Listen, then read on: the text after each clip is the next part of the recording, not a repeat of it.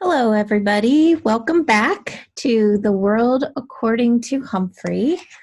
We are now nearing the end. We're on chapter 14. It's called Hide and Go Squeak. Apparently, the day after Thanksgiving, humans do two things. They eat leftovers from the day before and go shopping. Mr. Brisbane didn't go shopping, of course, but Mrs. Brisbane left early in the morning, and after telling Mr. Brisbane that there were plenty of leftovers for him in the refrigerator.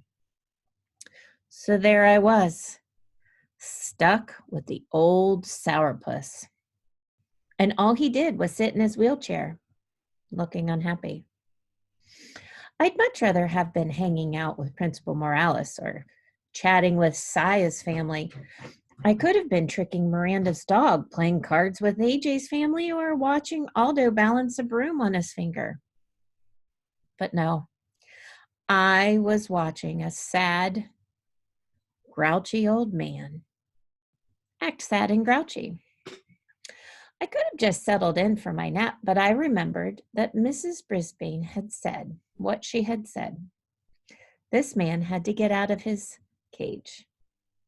Out of your cage, I squeaked out loud without realizing it. Quiet, you little rat, Mr. Brisbane growled at me. Then he wheeled over to the front window and he stared out. Okay, if he wasn't going to get out of his cage, then I would get out of mine because I now had a plan. Mr. Brisbane didn't notice me open the lock that doesn't lock. He didn't see me scamper out of the cage, across the table, and onto the couch. He wasn't aware that I leapt down to the floor. He didn't even think about me until I stood in the middle of the living room and said, "Catch me if you can." I know he only heard me squeaking, but I sure got his attention. He was as surprised as could be to see me there. "How did you do that? And how am I going to get you back?" He rolled toward me. "Come on, whatever your name is. Let's get back in that cage."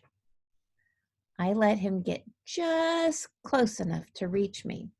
He bent forward, cupping his hands, and just as he had reached out to grab me, I dashed over to the opposite side of the room. "You little rat, you can't outsmart me." He rolled over to the closet and he took a baseball cap off a hook.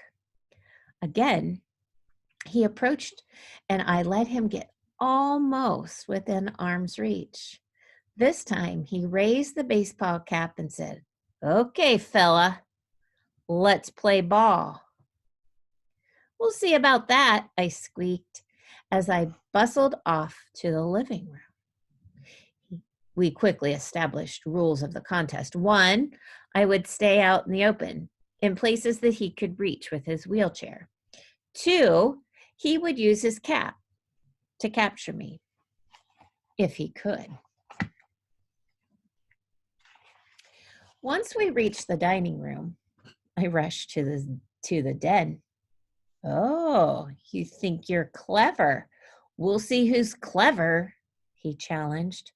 From the den, I scuttled over to the hallway. By now, Mr. Brisbane's cheeks were pink and he was almost smiling. "You're smart, but you won't win this one," he said. This time, I let him get the cap within a whisker of capturing me, just to keep him interested. Then I scurried back to the living room, but before he followed me, Mr. Brisbane slammed the bathroom door, bedroom, and guest room doors. Aha! He was limiting my range of possibilities. Pretty cunning.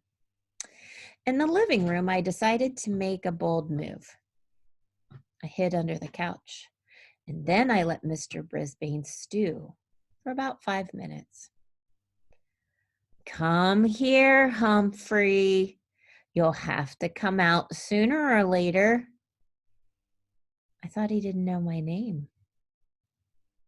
He shook the curtains and he pushed the chairs to see if he could rouse me.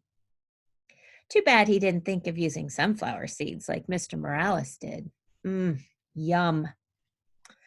I finally got a little bored, so I made a dash for the dining room. Mr. Brisbane followed, and this time I let him scoop me with his cap. "I win," he said triumphantly. He was beaming with pride as he stared down at me. "But you were a worthy opponent." He put me back in my cage, and I scrambled to my sleeping house. I have to admit, the game had gotten me a little drowsy. I don't think it was very long before Mrs. Brisbane returned, carrying several shopping bags full of packages. "What happened, Bert?" she asked when she saw her husband. "Nothing," he said. "But your face is all rosy. You look different. And you're wearing a baseball cap." "Sit down, Sue. I'll tell you all about it." He told her every detail of our match, clutching and clucking and swinging his cap back and forth. "I guess there are some things I can still do," he said. "Now, how about a game of gin rummy?" Mrs. Brisbane was almost speechless. "Okay," she said, starting to get up. Mr. Brisbane waved her away with his cap. "No, I'll get him. You just sit." As he wheeled into the den, Mrs. Brisbane turned to me and quietly said, "Thank you, Humphrey." Mr. Brisbane didn't frown the rest of the day and evening, except when Mrs. Brisbane beat him at cards. The next morning, which was Saturday, she couldn't even find her husband. "Where could he be?" she asked. "He hasn't left the house in months." A minute later, he came into the house from the garage, his lap full of boards and bricks and things. "Got an idea for our friend Humphrey," he said. Mr. and Mrs. Brisbane spent most of the rest of the day building an obstacle course on the coffee table in the den. They lined up boards along the side, so I couldn't stray too far. And then they set up things for me to climb over and climb under, like bricks with holes to hide in and big cardboard tubes. And Mr. Brisbane constructed a series of ramps for me to climb. Oh, we had a wonderful day. Mr. Brisbane got out a stopwatch to time me on my runs, and then they made bets on how long it would take for me to get from start to finish.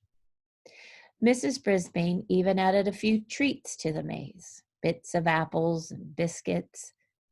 I had fun, fun, fun. The Brisbanes did too. I could tell. On Sunday afternoon, the Brisbanes invited their neighbors over to watch me run in my maze. Mr. and Mrs. Robinson brought their 5-year-old twins along. "Glad to see you looking so chipper," Mr.